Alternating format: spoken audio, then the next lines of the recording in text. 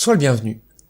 On se retrouve aujourd'hui pour la dernière émission sur les séries de Fourier, où je vais te parler un peu de l'égalité de Parseval qu'on va faire sur un exemple, au profit du calcul de zeta de 2. Donc mon but est très simple, c'est de calculer la somme des 1 sur n carré. Alors on va considérer la fonction qui va de R dans R, qui est 2π périodique, et qu'on va définir sur 0 2π comme ceci. Donc ça vaut 1 si x est compris entre 0 et π, et 0 si x est compris entre π et 2π. Donc si je trace géométriquement cette fonction, ça donne ceci, donc c'est un créneau, ou autrement dit un signal carré. C'est ce genre de fonction dont on s'était servi dans les deux émissions précédentes. Comme la fonction est continue par morceaux, et 2π périodique, eh bien ça me permet d'utiliser l'égalité de Parseval, donc c'est le théorème 1 de l'émission précédente, donc ça me permet d'affirmer que 1 sur 2π fois l'intégrale de 0 à 2π de la valeur absolue de f au carré, ça vaut la somme des carrés des modules des coefficients de Fourier de f. Donc cette égalité-là, j'en ai pas beaucoup parlé, mais tu l'as probablement vue en physique, sous une autre forme, où on va t'expliquer que l'énergie d'un signal périodique est égale à la somme des énergies de ses harmoniques. C'est exactement ça que dit l'égalité de Parseval. Maintenant, je vais calculer chacun des termes qui constituent cette égalité, sans plus de théorie que celle que j'ai introduite dans les 4 premières émissions, donc en particulier sans exploiter l'imparité de la fonction, ou même sans utiliser les coefficients an et bn, qui multiplient des cosinus et des sinus. Je vais considérer un entier relatif n, et je vais calculer Cn de f.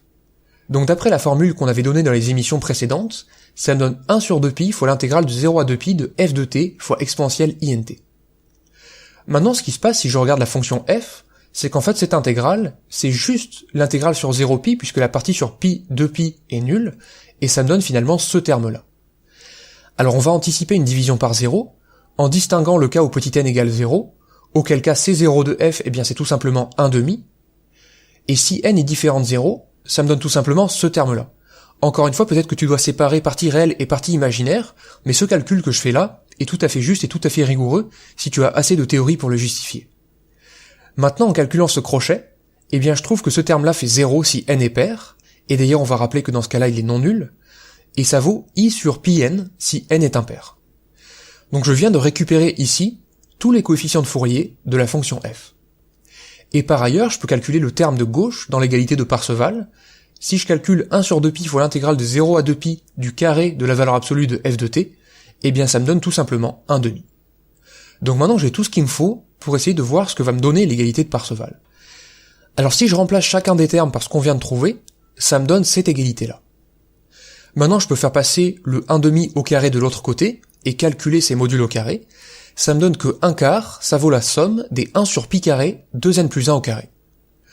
Sauf que maintenant, en fait, cette somme sur n qui va de moins l'infini à plus l'infini, eh bien je peux l'écrire comme 2 fois la somme de n égale 0 à plus l'infini des 1 sur 2n plus 1 au carré. Parce qu'en fait, l'inverse d'un carré d'un nombre impair, il va apparaître à chaque fois 2 fois. Soit quand n va de 0 à plus l'infini, soit quand n va de moins 1 à moins l'infini.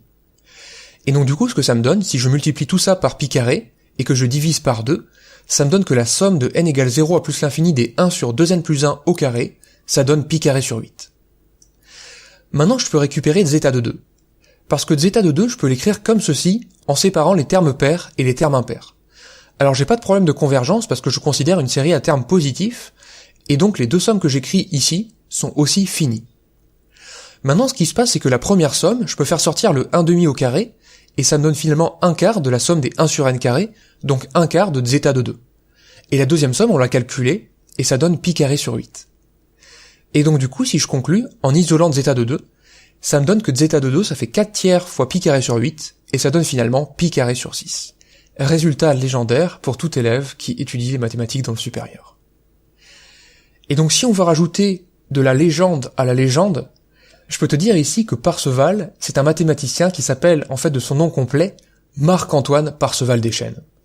Alors, précision, il a quand même fait une ferma, c'est-à-dire qu'il a balancé la formule sans la démontrer en disant que c'était évident, mais malgré ça, ça rajoute quand même un certain cachet à cette égalité qui nous a permis de calculer zeta de 2. Alors normalement, c'est ici que l'écran devient noir et que je me lance une musique avec une citation bizarre, mais j'en ai plus tellement en stock, et je vais juste passer le bonjour à la personne qui m'a demandé, dans une de mes vidéos, de calculer zeta de 2. En attendant, je te souhaite une excellente journée, et je te dis à la prochaine.